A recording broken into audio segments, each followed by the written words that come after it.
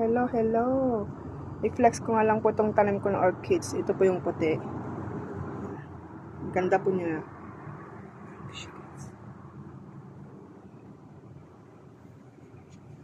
Ito po bago lang po siya. First time na namulaklak. Mula nung napulot ko siya. And then another one is this one. Ang ganda-ganda po ito. Ang tagal po yung orchids. Nabayag nga matay ti sabong na. Iso nga mayat tagmula ti orchids. Ang ganda, diba? Yan. Pangalawang paso. Yan. And then po,